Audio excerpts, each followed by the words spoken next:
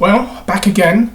Barely done anything this morning because just had a long night, and I wake up this morning and I see what I thought was one of those, you turn on your internet and you see something and you think, oh, this is not real. This can't be a real story that I'm reading here. Surely I'm not reading this. This isn't real.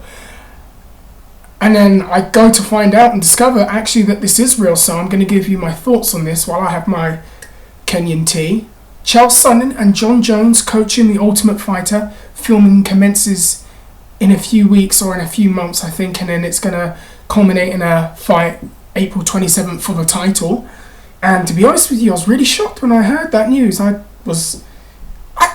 honestly thought that this was, being misinformed. I thought this was one of those fake internet rumours. And it turns out actually that there is truth to this and that this is actually going to happen.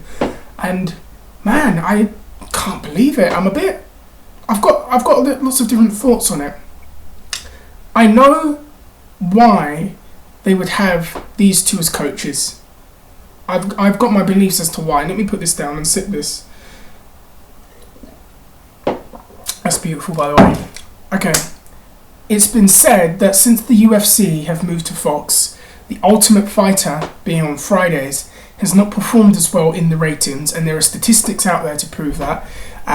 Dave Meltzer has reported this several times on his show about the numbers for The Ultimate Fighter going down quite a bit, and I know that that's one of the concerns about getting the rating for The Ultimate Fighter kind of back to like over a 1.5. The other thing is lots of people, fans, have grown very indifferent towards The Ultimate Fighter. A lot of people find The Ultimate Fighter overdone now, even though it has been a very successful concept in the past and a very entertaining concept in the past. I do enjoy watching it sometimes. The problem is number one, and I said this about X Factor too, you get to a point where you begin to kind of Ultimate Fighter yourself to the ground. And what I mean by that is that the talent pool isn't as deep because you've gone in so many times. And also, in addition to that, a lot of guys now, we know where some of the best up-and-comers are. Some of them are already in the UFC, some of them are with Bellator, and some of them are under the Strikeforce contracts. So we kind of know where some of those guys are. And a lot of the people that win the Ultimate Fighter, since I would say maybe after season 10, season 9, a lot of them don't go further than where you would think they could get to winning this show. They kind of drift off and they kind of disappear. They don't have as much success. They don't become the stars that you think they would become, and you kind of forget about these people. I only just remembered a few minutes ago that Jonathan Brookins won that season with St. Pierre and Koscheck, and I haven't seen him since, it feels like. But that's what I'm saying. Another thing is, personality-wise now, I feel like when I watch The Ultimate Fighter, and I'm talking more about the contestants, that we're seeing the same kinds of persons on this show. And what I mean by that is you get the kid that grew up poor, that I've known fighting all my life, you get that one. You get the alcoholic, you get that one. You get the wild person, which is usually the alcoholic anyway, so that's that one. And then you get the same guy with the... it feels like every season there's a guy with the shaved head and the dyed coloured mohawk that talks a lot, but, doesn't really deliver much. And then you always get the very serious Brazilian who drapes the flag over himself and is like dead serious about everything. And it just seems like I've seen the same kind of characters for the last 5 seasons. And that's been another thing. And in addition to that, well, it doesn't affect me so much, but I know in America, and I know what a Friday night's like, you don't really want to stay at home. Sometimes you just want to go out, you want to go out clubbing, you want to go out with friends, you want to go out drinking, you want to go out and get into a fight in a pub. Whatever you fancy on a Friday, you don't always want to stay in. You've worked all week. It's a Friday, the weekend's coming, you want to go out, you want to have fun. And people aren't always going to want to put on their priority list, I've got to get in and watch Ultimate Fighter. The same thing happened with SmackDown, by the way, many years ago. Anyways, so I always believe that many of those things that I've just said, the reason for why the Ultimate Fighter has become quite stagnant, and they've needed something to kind of kickstart it on Fox. And I feel that in their minds, they believed having Chael Sonnen and Jon Jones would be a good way to kind of revamp the show in a way. You've got Chael Sonnen with his mouth, Jon Jones, who's one of the biggest stars in the company. I wouldn't say the biggest, one of the biggest stars in the company. You've got what happened with Jon Jones and Dan Henderson, and then Chael Sonnen coming in and saying what he had to say about him, and that created a lot of media attention. And I'll never forget the 2 days where the show got cancelled, Chael stepped in, and all of that. I'll never forget those 2 days, because I swear to God, when I went out of my house, everybody just asked me about it. It was crazy. And yeah, you've got that kind of thing to play off of. Now, the idea of Chael Sonnen versus Jon Jones in a title fight, had Chael Sonnen fought at 205 this year and beat Forrest Griffin and fought somebody else and eventually got himself into contention, I would be all for it. I would be all for it. I'd be like, you know what, this is a great idea, of course. Chael Sonnen is coming off a loss to Anderson Silva.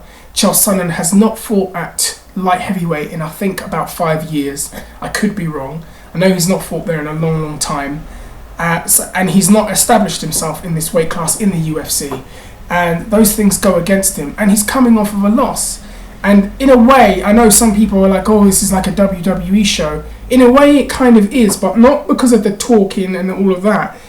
In my opinion, it's like a WWE show in the sense that WWE, the belt doesn't mean as much as it should, and the contenders don't mean anything, because you always have a contender in the WWE like Dolph Ziggler who loses a bunch of matches and then is this thrust into a world title match and people can't buy into it. And I feel that if they're not careful, they're going to run into that kind of risk. With Chael Sonnen coming off of a loss to Anderson Silva, he hasn't established himself in the weight class, and he's kind of bypassed all the other people in there. Now, I know why they want to do this. It's a money fight, and I don't blame them. They're a promotion. Their aim is to make money, to put money into the company, to have big fights, and Sonnen versus Jones is considered a big fight.